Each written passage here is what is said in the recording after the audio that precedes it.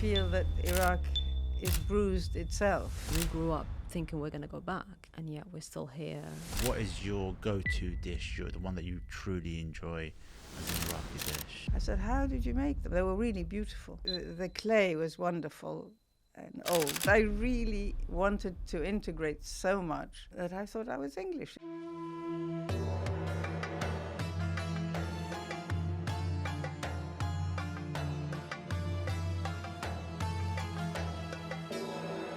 Hi, and welcome to another episode of Roots and Narrative with me, Naba Al-Madani. And me, Rada Alwan. And today we are very delighted to be joined by a very special lady who's an artist and a cookbook writer. An author. Oh my God, there's just so much we can... Sculpturist. Just so many different things. But most importantly, please like, share and subscribe for us to have fantastic guests like we do have today. It's so important. And then if you are watching the YouTube, please watch it all the way through to the end. You're going to learn so much from this. Yeah. And we have a surprise possibly at the end for you. Yeah, and get ready to be inspired by Linda Dangoor. Thank you so much for inviting me. I'm really looking forward to speaking to both of you. Oh, Thank you so much for coming. Yeah, we really do appreciate it. We're really happy that you're here. God, we can start with anywhere. We can start with the books, the journey, everywhere. But shall we do what we do always? Well, let's start from the beginning. Yeah, let's start. How was your earlier life? Obviously, you started your life in Iraq. In Baghdad, you mean? Yes. Yeah. It was idyllic, if I can say that, because I only lived in Baghdad until the age of 10. So what you're going to get is a child's view of her childhood. And it was absolutely lovely. It centered around the house, our house. And our house was quite big because we lived with our grandparents, cousins, 4 cousins, my uncle and aunt, 2 other aunts, and my grandmother's brother, so sort of great uncle. Wow, big so family. It was a big house. Yeah, you could call it a mini society. So where we learned to be sociable with others, But for us kids, it was lovely. I have 2 brothers, 4 cousins, and so there was no boredom. You'd come home from school and you play. There was always somebody to play with. with. There was always somebody to play with. Nice. And so I remember that. I remember looking at the river in the morning, the Tigris River. And it had all sorts of boats, rowing boats, haulers going up and down. And the hauler we used to call Duba. Did you ever call that Duba? Have you heard of Duba? No. Don't forget, we've been here since we were very young. So we were here from the age of probably 1 or 2. Oh. So you've lived in Iraq more than we have, if that helps. Well, I don't know if we called it Duba or everybody calls it Duba. There were these haulers that actually moved so slowly. So if somebody walked slowly, you say you're walking like a Duba. Oh, wow. Okay. That's what we used to say. But one of the most important things for me, apart from family and all that, was the language. I loved Arabic and the literary Arabic, the Fusha, and I used to write as a child all sorts of very patriotic sort of poems. And I actually wanted to be a writer. Had we stayed, I think I would have been a writer in Iraq. That has never left me, but sadly, when we came here, at home we spoke Arabic, but the literary Arabic, there was no use for it anymore. Of course. We weren't practicing it because we had to learn English. Yeah. And, slowly it kind of disappears. And I'm sad about that. I think, but it still stays with me, as I said to you before, I can read Arabic, yes, but slowly, and I understand it. You said that you wanted to become a writer, but I'm sure I've seen on your Instagram there's somewhere that you were potentially going to be a ballerina. Is that something you learned in Iraq? Yeah. Really? Yes. A lot of us, kids, were sent off to learn ballet. It was either... there were two things that were not... that were proscribed. Horse riding and bicycles for women. Okay. For obvious reasons, I Yes. think. And so it was ballet. And so as kids, we went to this Greek woman who was a ballet dancer and a teacher. Oh. And so the school one day wanted to put a performance for Faisal II. Okay. And different girls of different ages would be doing some kind of dance in front of him. And of course, I was one of the girls. Really? And everybody was wearing white shoes, ballet shoes. And I remember telling my mother, I've got red ones. And she said, what's wrong with that? She said, it's fine, you look fine. I said, but they all have white ballet shoes. So just before the performance, she put white socks over my red ballet shoes, not realizing that when it came to the dance, I'd be slipping the whole time. So I remember this so well because I wanted so much to impress him as a child. Anyway, so that was that. So you got to meet the king? Yes. And he spoke to all of you? I guess, yeah. I mean, do you have he humored us. Okay. What an experience at a young age. That must have been so lovely.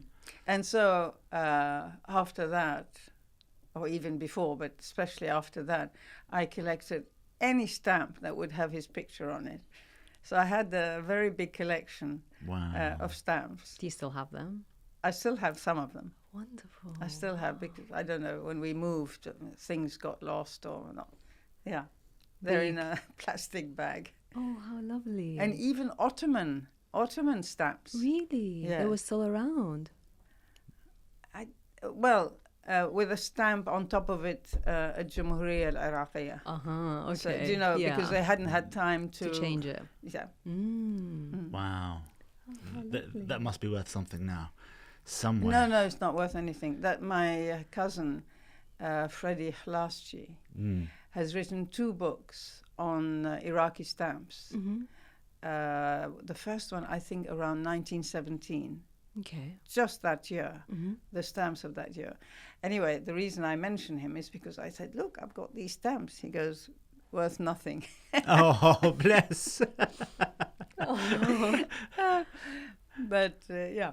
So. But it's worth something for you because this is your memories. childhood memory. And I special. guess, but I haven't looked at them for a long time. But I just, as an anecdote, I wanted to tell you that I collected all the stamps that I could find with his picture, with Faisal's picture. That's lovely. That's wonderful. That's lovely. And so how old were you when you moved to the UK? Oh, I was 12, but when we left Iraq, we went to Beirut. We Okay. lived in Lebanon. Okay. For how long? So 2 years. 2 years. Yes, and I went to school there, and it was a different life, completely different. And I thought we were really on holiday and we were going to go back, but we didn't go back. We came here. So I came here when I was 12. Did your parents lead you to believe that you were on holiday when you started that journey to Beirut? I think both my parents thought it was going to be a little respite from the revolution. The revolution happened in 58, Yes. and we left in 59 Okay. to Beirut. A lot of families on holiday. We had holiday visas. Okay. And I think they thought perhaps otherwise somehow during our stay there, and thought it would be better to bring us to London. So then you would have left with not a lot of things then back No, then. we have very few things. My father kept coming and going from here to Baghdad because you can't just leave like that. Of course. He had his business there, and his parents were there, and my aunt was still there. So I think he brought a few things. He brought some photos. He brought, But, you know, I look at people, let's say here in England, and you go to their home and they say that my grandmother gave me, or that chair belonged to my great-grandfather. We don't have that. We have everything new, more or less. A few things, you know, there are a few things that are from our life in Baghdad, but very few things. The one thing that they can't take away is the memories. Yes, exactly. You have a very strong connection with the Tigris. I have. I just, you know, it was like almost like a person. It was always there. You know, you wake up and you see it. It was always there. It was like a permanent thing for me. And us kids learned to swim there. The tide was very strong. The tide was really strong. So you'd have the teacher starting us point A, and he would run all the way to point B to catch us. Oh, wow. Because the we tide could was just, that fast. we could just sort of get how do you say? Drawn in. Drawn away. Because I think I've heard stories about all the kids, a lot of kids that were trying to learn to swim in the Tigris. They actually claimed them. They lost their lives. Really? Yeah. I think it was dangerous, but we were taught to swim there. Yeah, if you speak to like many Baghdadis, they will say, we learned in the Tigris. Yeah. My dad, for one, he said, I taught all my nephews and... it's a tradition. Yeah.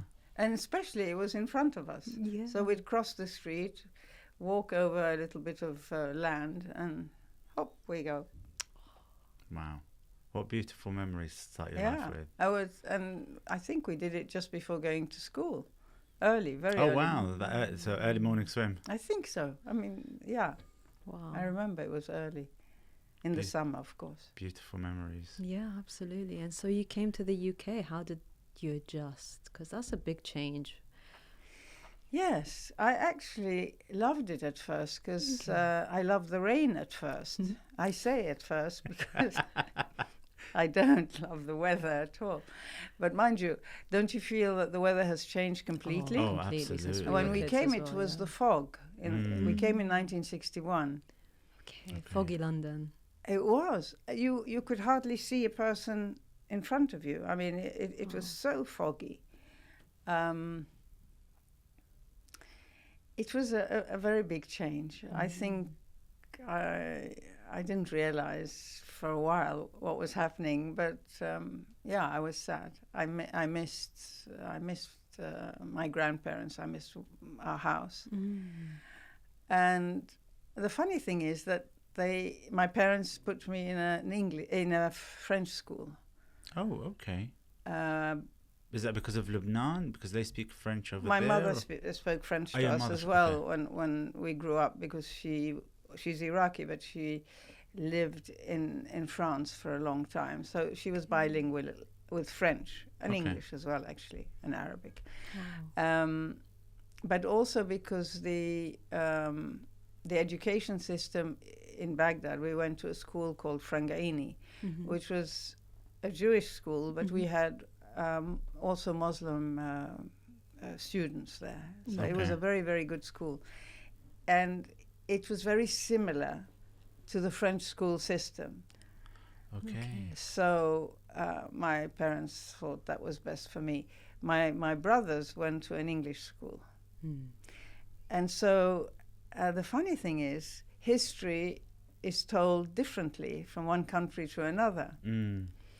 So when we were told about, let's say, Napoleon, the French think that he's, their wonderful leader, etc., that he's a very strong leader and they're very proud of him. So one day I was talking to my brother, who went to an English school. I said, Napoleon, this and that, the other. He goes, absolute nonsense. Okay. He was a tyrant. He was this. And I realized you view somebody from a different point of view, and history is told differently in different countries. That is so true. So. Wow. But what was so confusing for me, I learned very little English before coming to London. Okay. So I spoke a little bit, but, I didn't learn it properly. So I came to this country, and the language is English. Mm-hmm. I was sent to French school, Okay. where English was like once a week. The rest was all in French, like you have Like Latin with French. Maths was in French. French was French. And then I go home and they speak Arabic. So I was very, very confused for the first few years. Wow. So many languages. Sorry? So many you're surrounded by so many different But languages. identity, you think, who the hell am I? Yeah. But it was fun, though. So how long were you in the French school for? Well, I went, till the age of 18, 19. Okay. So... Till okay. A-level. Wow, okay. A-level baccalaureate. That. And then I went to art school. Okay. So that French, English, Arabic mix, when did that sort of clear up in your head then? At what stage in your life? Or did it just stay with you? It stays with me. It's fine, but the confusion has gone. Yeah. I just treasure all of them. And also at that school, there were people from every country of the world. Okay. So it was great. What did you identify as then? When? Back when you were in school, did you still say you were Iraqi? Yes. You were still saying? Yes, because it was new when I came here. Of course, I was Iraqi. But at the end, I thought I was English because I was trying to be English, trying to integrate. But you cannot be what you're not, And the first, if you like, aha moment was when I went to live in France, and they say, "Where are you from?" And I said, "I'm English." And I said, "No, you're not English. Look at you. You're not English." That's interesting. No, because the French are very direct, which yes, I appreciate. They say it how it is. Yes.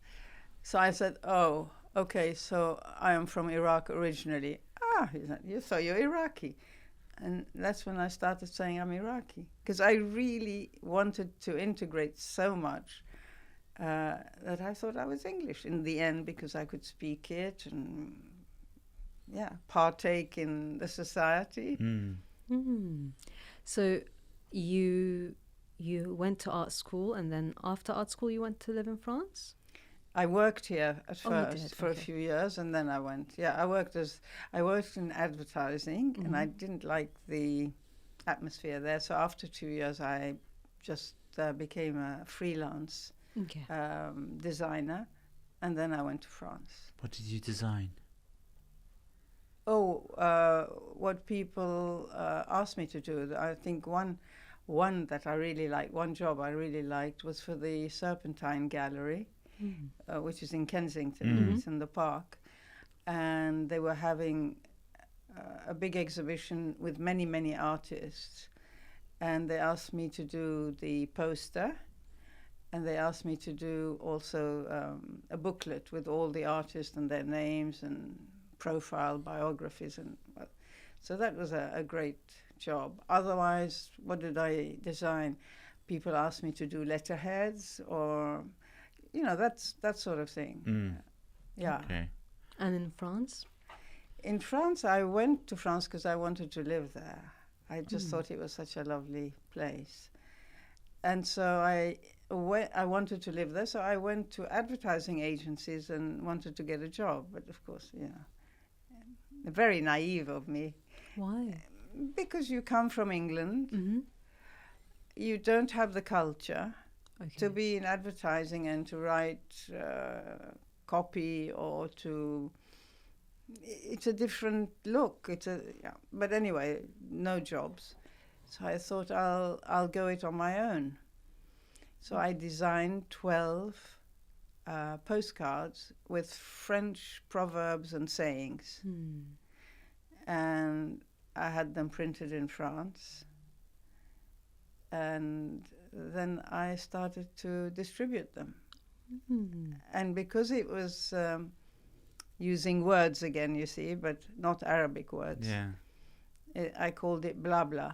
So a blah blah edition. And it was a great success. And so I continued for 14 years. I stayed there. And you were working on blah blah for 14 years. So I did stationery, I did table mats, I did all sorts of things, for the gift market. Oh, how wonderful! That is but beautiful. all the time, doing my painting, because that's really what, it's your artwork. What I like, and but I like both. One is good to make a living, and the other one is for my soul. So when did you start the sculpturing then? That's a good question. When I was at art school, anything with clay was looked down upon. Anything that was utilitarian, ceramics. So painting and sculpture in stone, or making it into bronze, was looked highly upon. And when I came to this country, back from France, I married my husband. I married my man, and he took me to one of his oldest friend or longest friend for dinner. And so all of us were sitting having dinner, and they served food in special plates. So I looked at the plates and I said, I love those. Where can I buy them? He said, I made them. Oh, wow. I said, how did you make them? They were really beautiful. Sort of old, didn't have any decoration, but it sort of made me, they were like from the land. I don't know how to explain it, but the clay was wonderful and old. And he said, I made them. And I said, how did you do that? Because he's a dentist. He was a dental surgeon. He said, I go to evening classes. So immediately after that, I thought I wanted to do the same. And I went to evening classes, and then I went to another place called City Lit in London, where I continued to learn about ceramics and sculpture. And so I arrived late at doing sculpture, or working with clay, if you like. How old is late? In my 40s. Very young. Oh. Yeah, very young. No, that's still young. It's not late at all. But you enjoy it. But you were doing something completely different before. Yeah. And now, looking at your work, it's absolutely stunning. The sculptural. The sculpture stuff, yeah. So a lot of people said, where do you get this inspiration? I was just about to ask. And you get inspired from everywhere. But I think the desert or the land of my childhood goes into that. I really do. The layers, the earth when it dries and how it sort of separates, and I think must come from my childhood. But it's not a conscious thing. I didn't say I'm going to make something from my childhood. Yeah. It just But when you look at it, you think, yeah, I must have been inspired by... Only when people ask, but I don't usually. Okay. I don't. I just make them, and yeah. Oh, wow. Well, they are lovely. No, they're beautiful art pieces. I've gone through quite a lot of the photos, and they look fantastic. Thank you. So many questions in my mind, and it's just sort of... So, at what point did you decide to start writing your cookbooks? Or not even cookbooks. They are more memoirs. The first one is a cookbook. Okay. No, but the new one, that's more of your journey. Yes, the new one is a journey. So beautiful. So the first one I wrote which was called Flavours of Babylon. It was just a collection of our family, Iraqi family recipes, dishes. And I did it primarily at the beginning for my nephews, because I have two brothers, and both of them married. One married a Scottish woman, and the other one a Brazilian woman. Okay. So actually their cooking was not Iraqi, and they used to love coming to my house or my parents' house, where they had Iraqi food. The other food, as they used to call it. So at first I thought I'll just do a few recipes, write them down, and distribute them to the boys, because they're boys and they cook. And as I was doing it, collecting recipes, I was thinking, this could become a book. And that's how it came about. Wow. But whilst doing that book, I made peace, if you like, with having left it somehow. Tell us a little about that. I always say that a country is like a mother, or it's a motherland. Yeah. And somehow, if your mother or motherland rejects you, you sort of feel hurt. Of course. And for whatever reason, our community was chucked out. I think for some people, they just carried on, or maybe they feel it. But for me, it was like a deep hurt. So you were saying that in some ways, you rejected it for many years, and then when you started writing the cookbook, the first one. Oh yes, so I made peace with this hurt, if you like, and I owned the fact that I was from there, and didn't reject it, because wanting to become English is also rejection of your past, of some sort, of a hurt of some sort. But yeah. So growing up, were you always cooking Iraqi food, or was that something you put aside? It's some Iraqi food always, but my mother liked to do other dishes, like I do. I do different dishes, but the Iraqi dishes, the flavor. I always look for that flavor, which is Iraqi from my childhood. And I was going to say, what dish stands out back to your childhood that this is Iraqi? If there was one dish that you can identify. There are a few. There are a few. I could talk about flavors of sweet and sour. And we love lemons in our family, or sour. I think kubba. Kubba shwanda or kubba hamad, is one.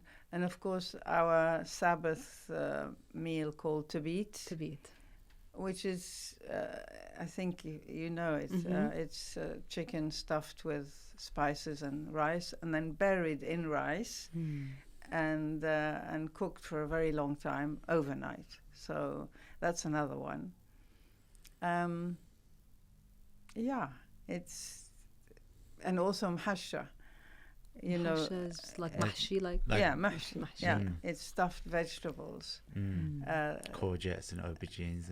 And onions. I love it. Oh, the onions are the best. Because, they become asali. Yes, they do. They're really lovely when you keep cooking the onion for a long time. Did you do the fig leaves and the... Yes. What's the other one? Not fig leaves. No, chard.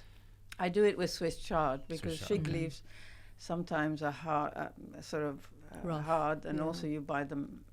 Swiss chard is more, you can buy it naturally. I don't have a fig tree, so you have to buy them in bottles or in jars. And I prefer the taste of Swiss chard. And they become so soft and tender. Softer, much they softer. Just melt in your mouth. Yeah. Oh God, I'm getting hungry. Wow. Yeah. So how many recipes did you end up having in that book then in the end? I think about 100. Wow. But they're not all Iraqi. Because Okay. that book is divided into the different countries that I either lived in or stayed in for a long time. So there must be some French recipes in there. There's some French recipes. Lebanese recipes. And yeah. Lebanese recipes are delightful. I mean, when we went to Lebanon, I was so happy. The food was different, less heavy, less, not so many stews as such, much less rice dishes, and small plates Many small everywhere. plates, That, did you try kibaniya? yes, but I wouldn't now. No? Well, no, raw meat. I don't think I could, you know, and I try to avoid now also raw fish, you know, like say marinated. They say it's not so good because of the bacteria. But yeah, in Lebanon, of course, kibani. And we liked it then. Oh yeah, because it's not raw meat. They do put spices. Yes. So it's there's a lot And of flavors. by mixing, you could say it's sort of half cooked, you know, because there's a bit of heat that. Putting the olive oil as well, the real extra virgin, just sort of natural olive oil. I'm feeling very, very hungry now. Wow.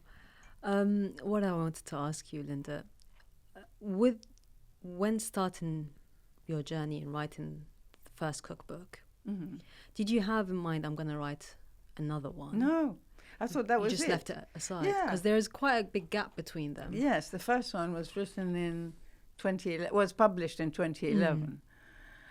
A big gap. Big gap, yeah. Yeah, 14 years. I never thought. No, I went back to my studio and I was very happy. I wrote that book, really happy. And that was that.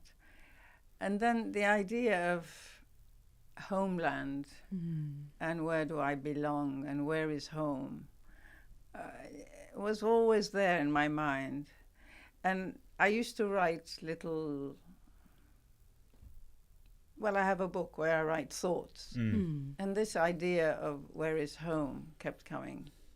And I thought, I wonder if I could write a book about these ideas. And I started, but I just couldn't divorce it from food somehow. So it started 5 years ago. Okay. The idea of writing a book. So was that during COVID then? Yeah, during COVID, just at the beginning, and so it started to firm up that maybe I could write another book. Yeah. And you know, I always say I wanted to be a writer. Yeah. So this is by the way of being a writer, to write about food. Yeah. But there's quite a lot of your memoirs in there as well. Yeah. That's what I mean.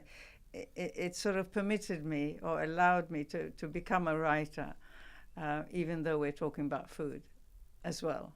Yeah. Because food plays such a big part in our culture, I think, in the Iraqi culture. And how you've written your book is so beautifully, because through food you've introduced certain stories that you've been through, and so it's not just a recipe book, it's a mini biography.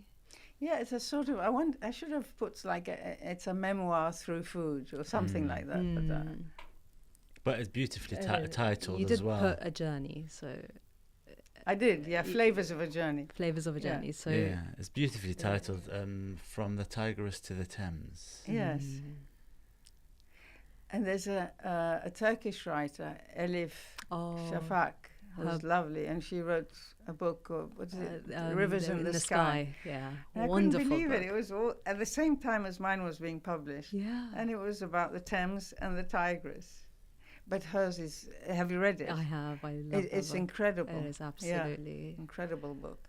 It's a lovely book, we really have to read it. No, that's one added to the list now. Yeah, but it's quite, it's 400 and something pages. But it's such a wonderful read because, again, it talks a lot about Mesopotamia, talks a lot about the history, and then it talks about, I won't say much because I don't want you to read it, but it's and how she goes back and forth between the Thames and the Tigris, and it's just a really, really lovely book. And then Linda's book, she just tops it. You just I read that one first, and then I read your book, and I was just like you said, it's the icing on the cake. Yeah, icing on the cake. Yeah, definitely. So we recommend it for everyone. No, 100%. So nice. And you mentioned Mesopotamia, and a lot of people don't know that Iraq is a very young country as Iraq. You know, maybe 100 years, 1917 or something. Yeah, sort of just over 100. But Mesopotamia. That's the name. It's, and I think when I work with clay, Mesopotamia is in my head. Wow. It has so many connotations for me. Sometimes I go to the British Museum just to have a look. Yeah.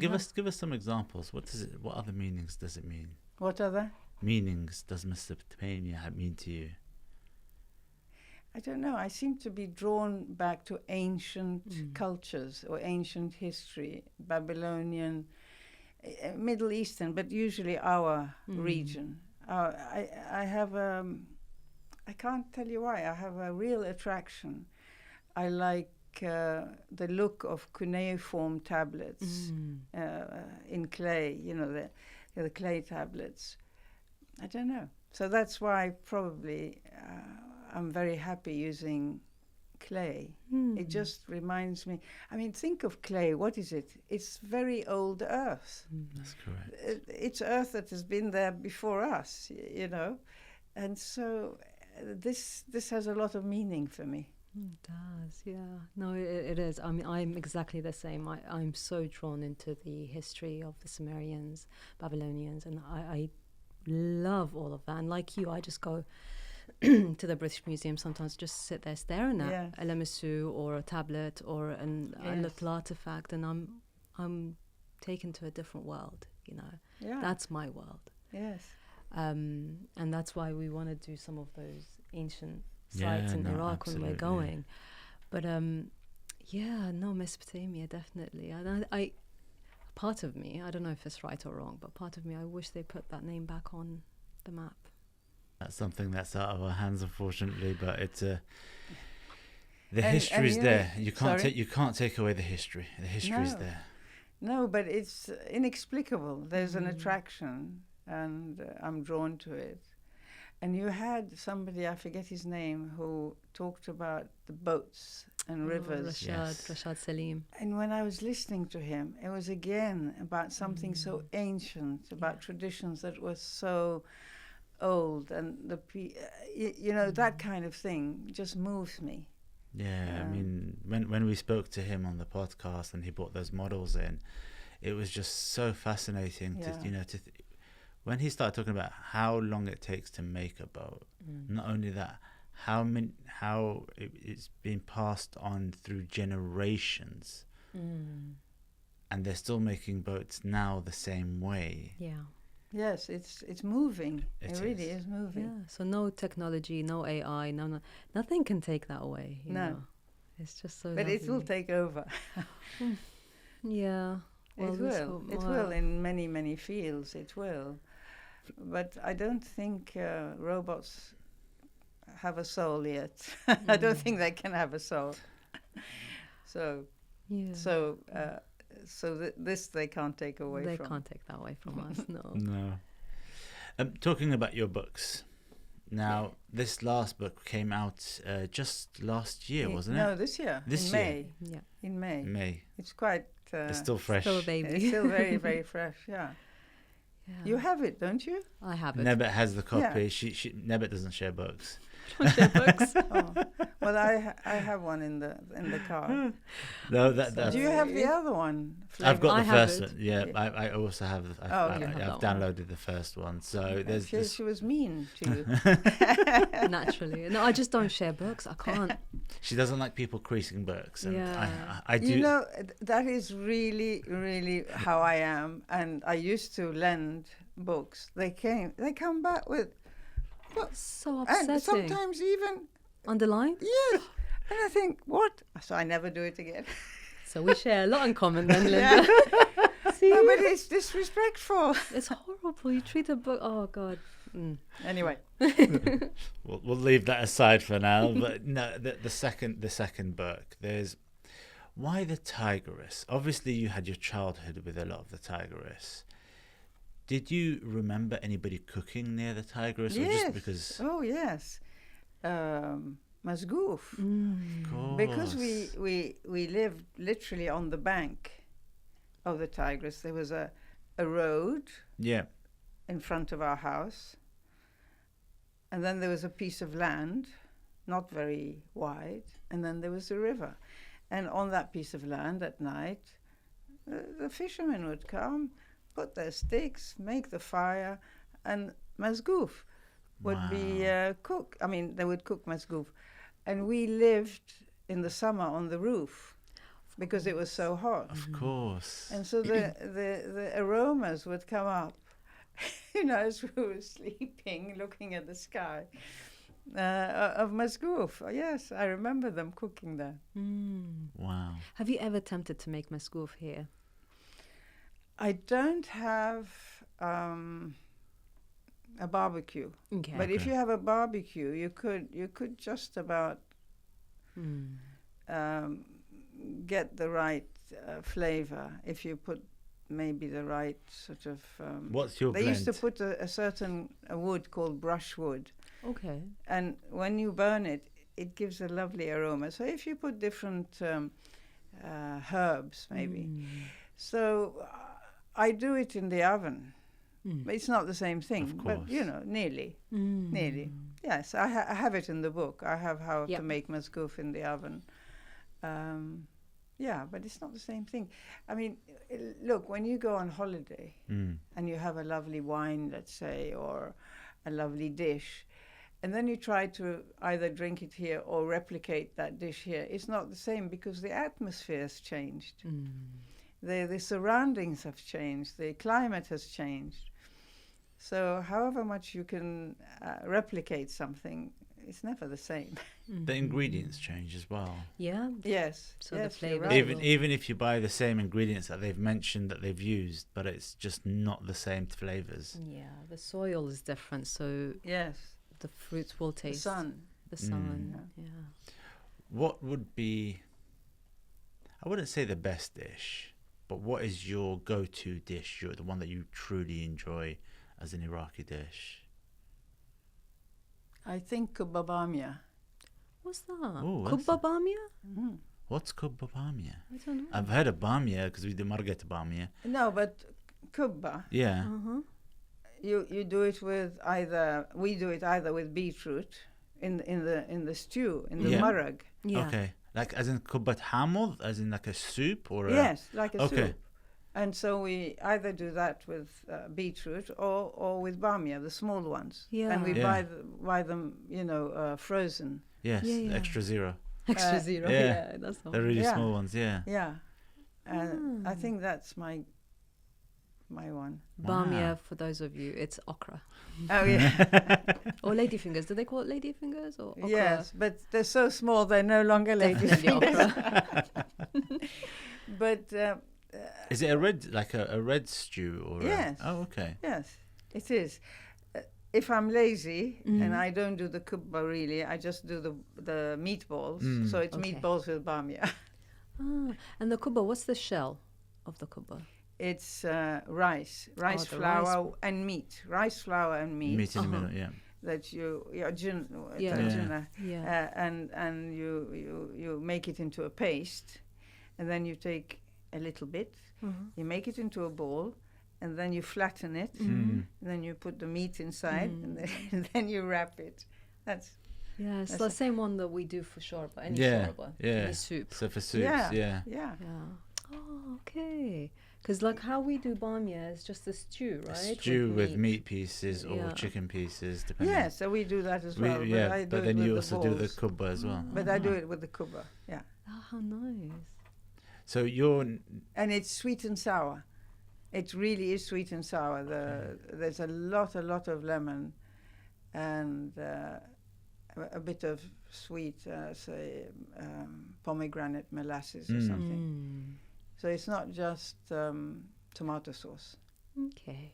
Oh wow, that sounds. And that's really a Persian influence, I think, on the Iraqi I think cooking. sweet and sour is a bit of a Persian mix on the Iraqi and cooking. we seem to have kept that from the Persian I'm trying to remember a dish that my mother-in-law makes.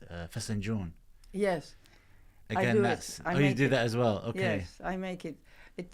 Not very often, because it takes a bit of time with the walnuts. Yes, but I make it. But also it's sweet and sour. It's sweet. It's more than sour. Yes, sweet. And torshana. Yes. Torshana, that's sweet and sour. Yes. So there is quite a few mixes that we eat in Iraq, but I think did you know the number one dish in Iraq, in Baghdad specifically, especially in the restaurants, is yabsa? Yabsa is beans? Yeah. White beans, white kidney beans. Oh, and how? In tomato sauce? Yeah. It's a stew. It's very good for you. I bet it is. Yeah. Yeah, so that's like one of the biggest dishes in Iraqi restaurants. And they call it yabsa. Yabsa. I suppose because the beans are dry. Yeah.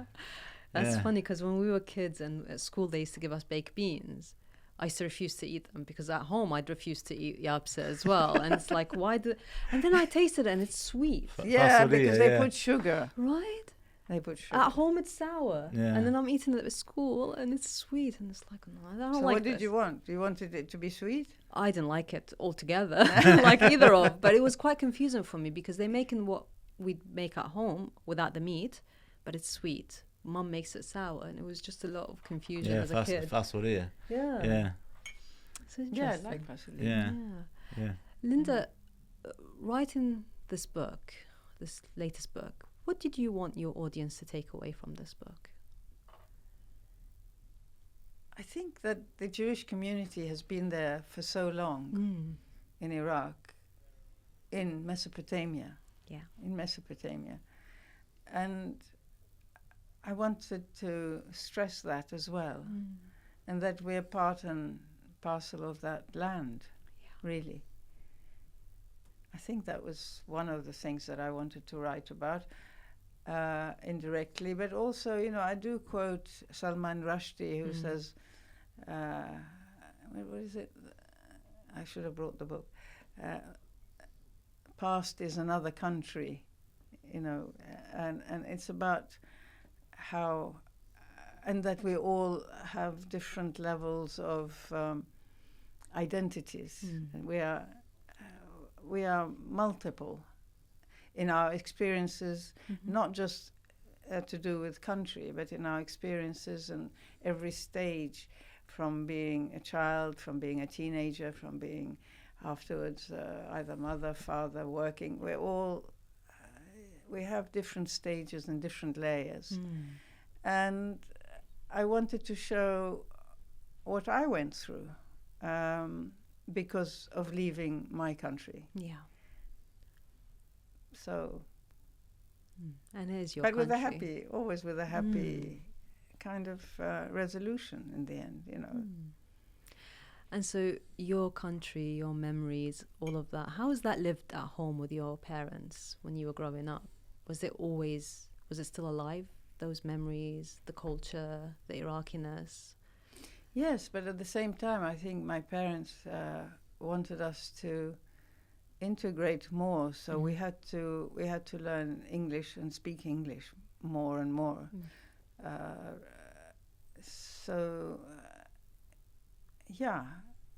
The nieces and the nephews, do they speak any Arabic? No.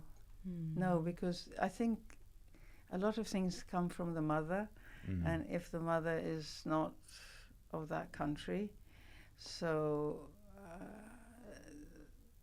one of them speaks Brazilian. No, of course. Because the mother is Brazilian. Yeah. So, no, they don't speak Arabic.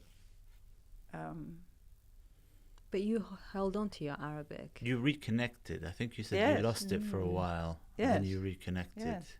And I tell you, I reconnected when my grandparents came out, when finally they were allowed to come out. I think my grandfather was 90. Oh. He was a very old man, and my grandmother, I can't remember. Do you remember what year that was? 72 or 73 they came. And it had been like 10 years or 11 years that I hadn't seen them. And when my grandmother came, I got her hand and I kissed her hand and I kissed my grandfather's hand. And I found I couldn't speak, very little. And I thought, this is not on. This is not on. And that's when I started again to connect with the language. Because at that time, as I was saying, I wanted to become English, to integrate, to be part of my friends, which is what happens when you're a teenager. You don't want to be different. Sure. But that taught me a lesson. Yeah, and I reconnected because of my grandparents coming here. Did you spend a lot of time with them when they were here? Speaking to them in Arabic? That's how... Okay. That's interesting. Absolutely, yeah. What were their memories? What stories did they tell you about Iraq? I don't know, but my grandmother used to, sing, Arabic songs. I don't think they told us memories, but she used to tell us stories of Haji this and Haji that. I don't think, no, they didn't speak about anything. They didn't. They didn't. Yeah, it's funny you say that. They only if you ask them. Okay. Of course. Then they would say. But they weren't like thinking, "Oh, I left my home." Oh, it was like it was done, and they're here, and they were old. They were very old. Of course. Yeah. So, but yeah, if you asked my grandmother, she would say. If you ask her a question. Yeah, I think it's true to everyone that's left Iraq one way or another. They don't talk about... I mean, if I think about my parents, they would never talk to us unless we ask them.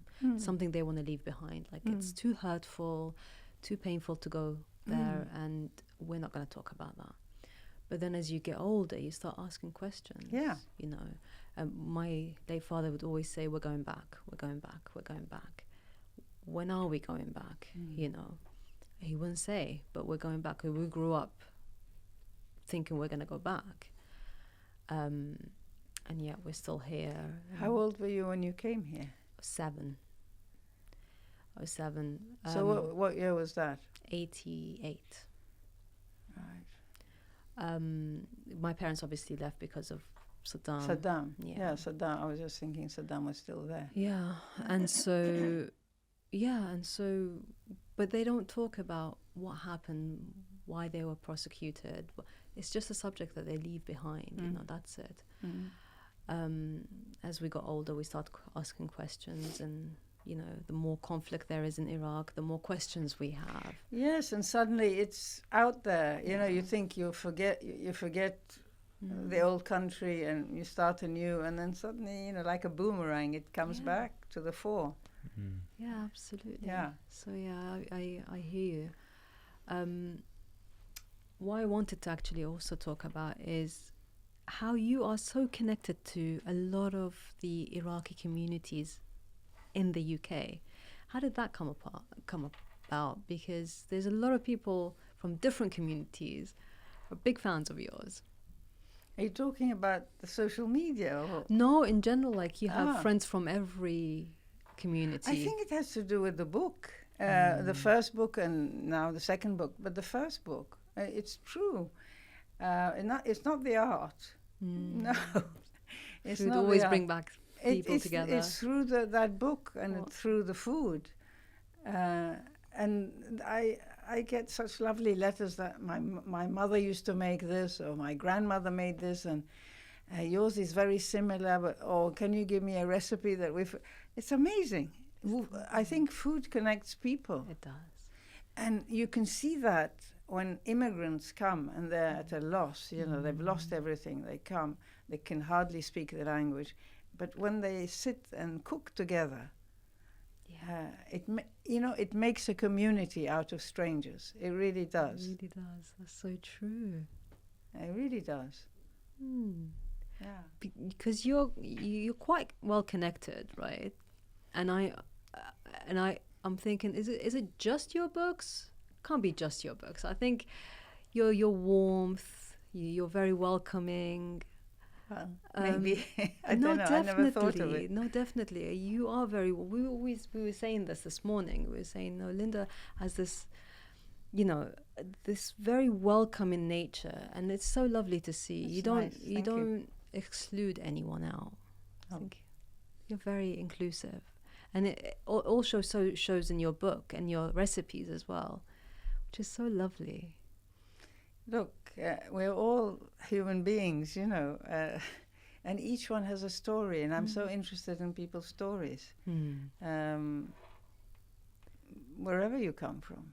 But I have a certain bias to the Middle East, which stretches even to Afghanistan and that area, because there was so much migrating peoples, migration movements. I'm very interested in all that. And in fact, when people used to think we're exotic because we come from the Middle East, and what I used to say is I find Norwegians exotic and Scandinavians at the time, because that's so foreign to me. That's so true, yeah. Wow. It's just so many memories, I think, so many ideas. The food brings people together. Yeah. So many different types of dishes. And I think when you start saying people asking you for what flavors did you use and how did you mix them, and it brought back memories of my grandmother and my mother and how she used to cook. Is there one dish that you'd say that this is my mum's dish? No one can beat my mum in this. Offhand, no.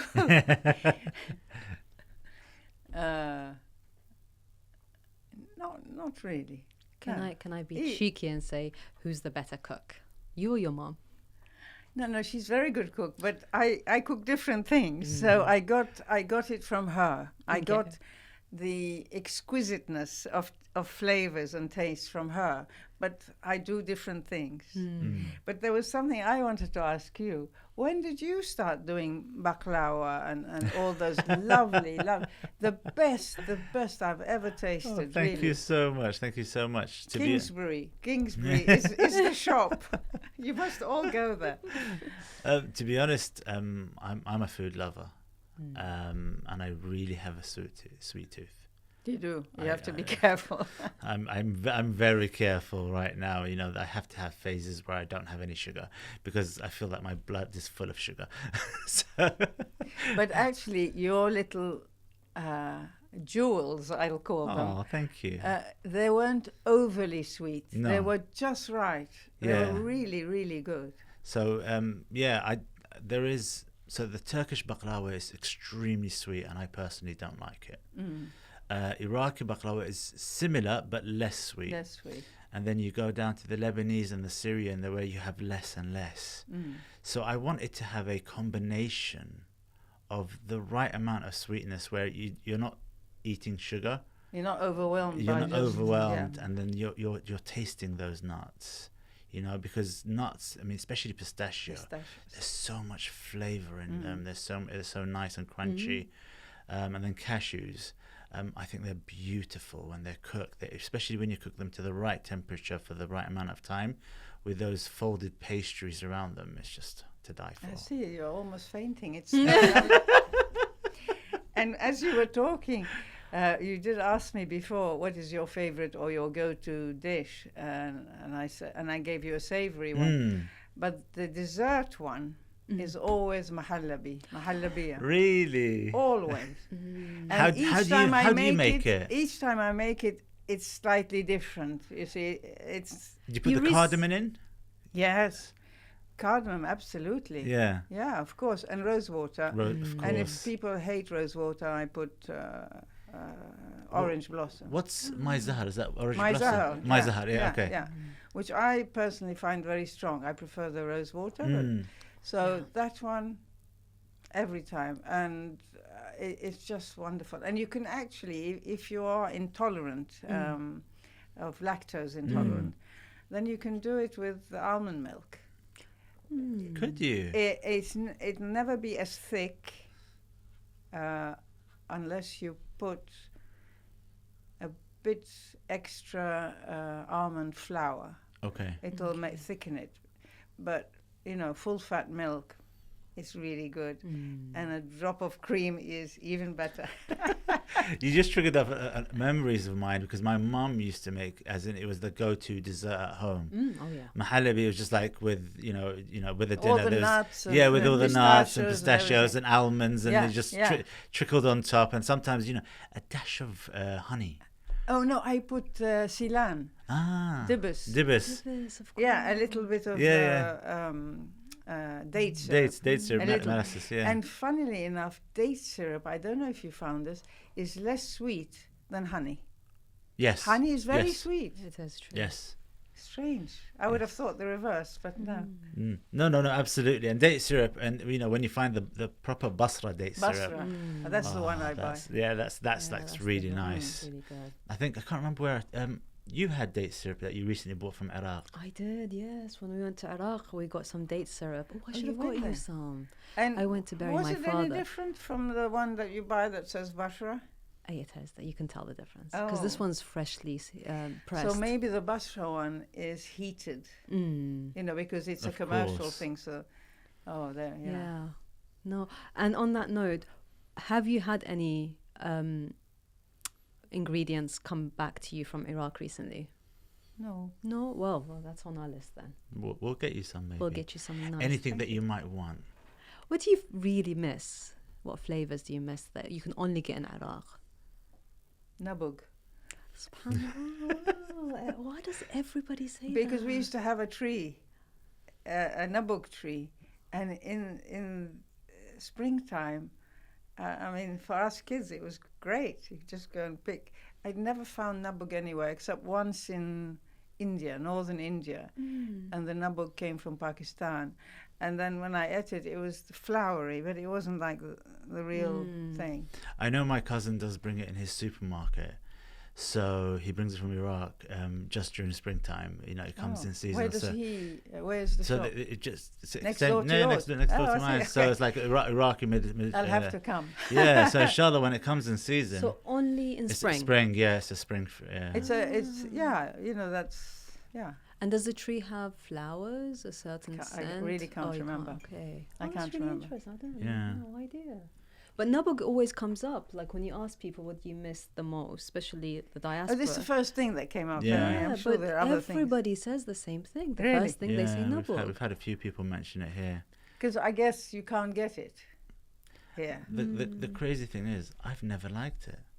It's very dry for me. But it wasn't dry. From what I remember. I don't know. So I is haven't it tried very dry and flowery?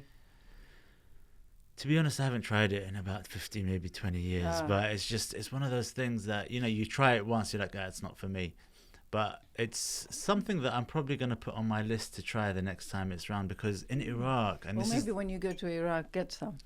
if it's in season. Oh, is it? Yeah, so in Iraq, the best thing about their food over there, and I remember when we used to go see my grandmother, God rest her soul, is that she used to cook what was in season. Exactly. It was seasonal cooking. It was seasonal. You had aubergine season, okra season, and there were different seasons for different foods, and it was like, you can have a whole week of aubergines because it's like they make it in so many different ways.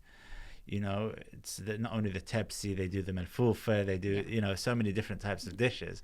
But it was that season, this is the fresh fruit. Yes, and then when it's finished, it's finished. It's finished, yeah. And that, in a way, it makes you really appreciate it when it comes again. Whereas now, we really don't. You go to a supermarket or any kind of shop and you have everything you want. There are no seasons. And everything is frozen as well. Because I remember when I was really young, I remember my grandma, the okra, right? She used on a string. She used to thread it through. Yes. Do you remember that? Like a necklace. Yeah, and they hang it and they hang dry it to dry it. Yes. Because when it's not in season, this is what they'll use. Yeah. They'll use Back dry in the wood. early 90s, I remember my granddad coming from Iraq, and it was like we haven't seen him for many years. And then I think my mom had mentioned that she wanted okra, and then he opened his bag, and then his okra strings. Amazing. Yeah.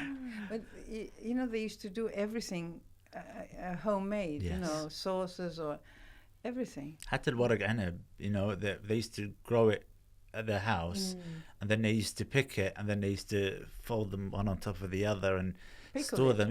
With a little bit of salt or something. I'm not sure, but it's just I remember once seeing them. I was like, "What are you doing?" They're like, "Oh no, this is for arganeb for later," you know, and it's like for dolma when we make it. And I was like, "Okay."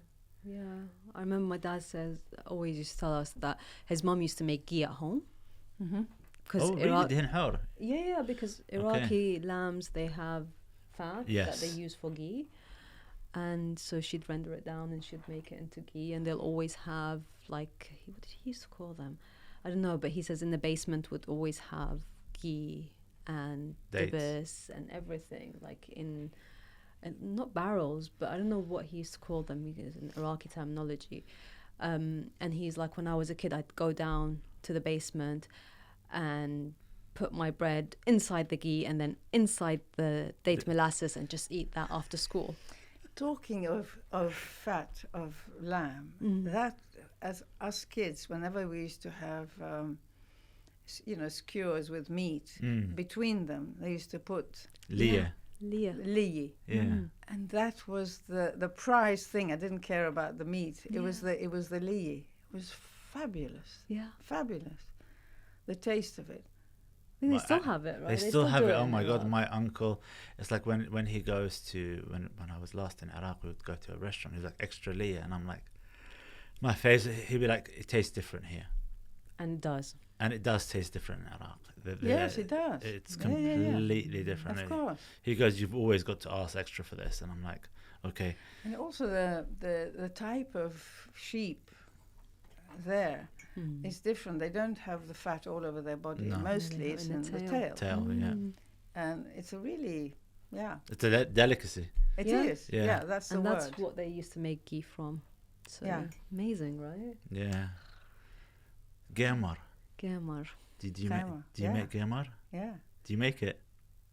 My mother used to make it. No, I don't. I buy clotted cream sometimes. And I put silan over it, and but my mother used to make it, But oh God, it was so delicious. Oh, I bet, yeah. Do you make it? No.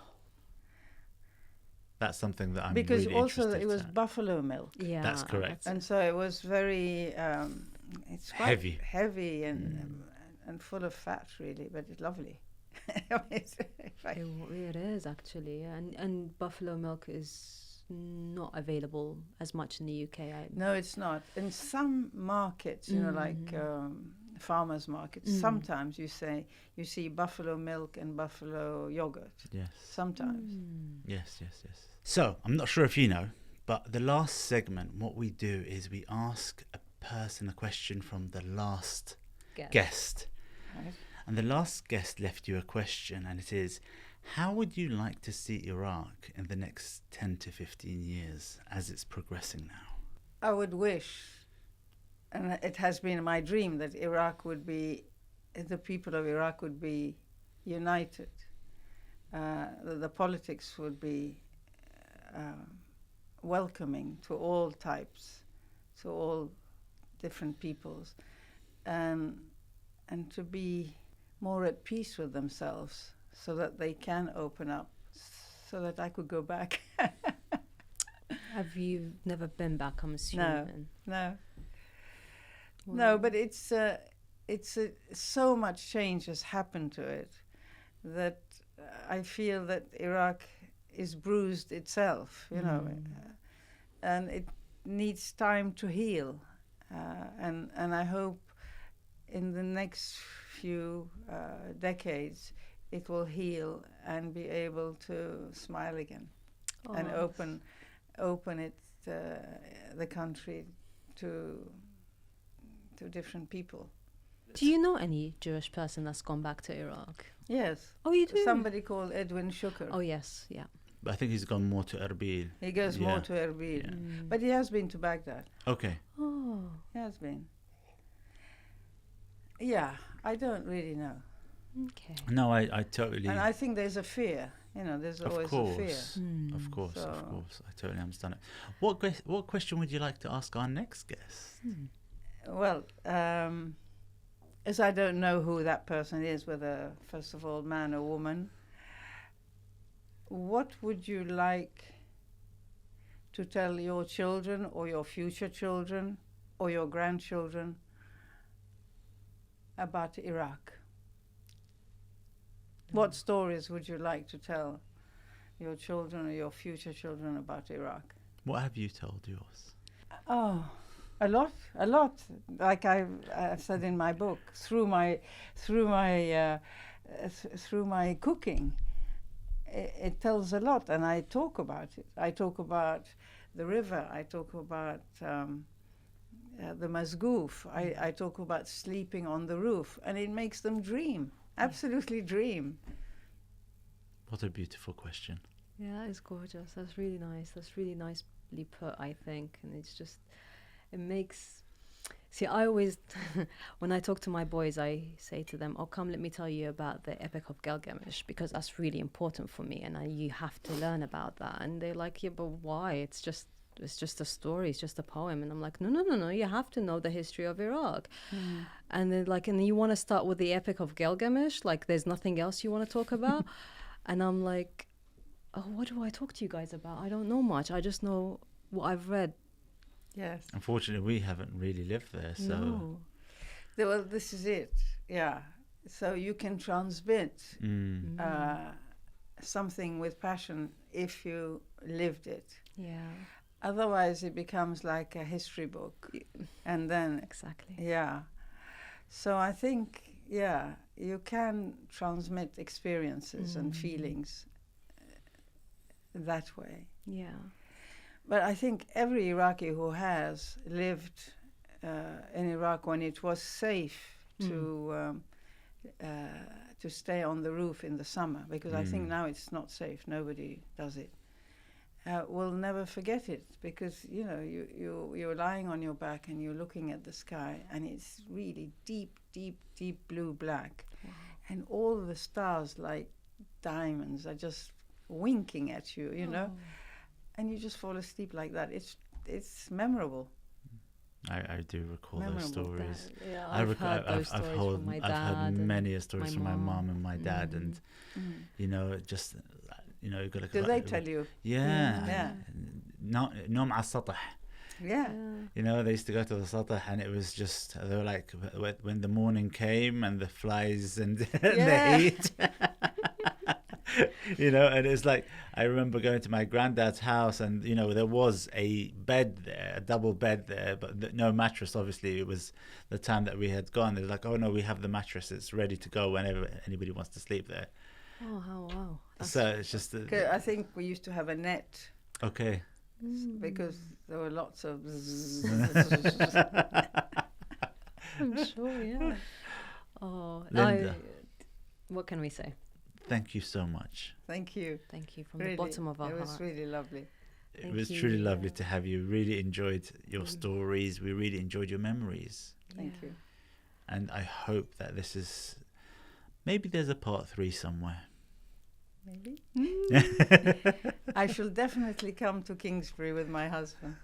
We'll do our shopping welcome. there. Always welcome. I look forward to seeing you there. Yeah. Yeah. Thank you so much, both of you. Thank you. No, hopefully we see you very soon. Yes.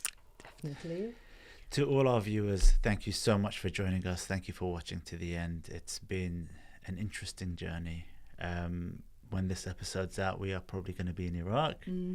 So hopefully you're watching the Instagram. We are here. We are enjoying Iraq in every part of its glory. Yeah. Thank you for watching. Thank you, Linda, again. Thank you, Linda. Please like, share, and subscribe again. And see you on the next episode.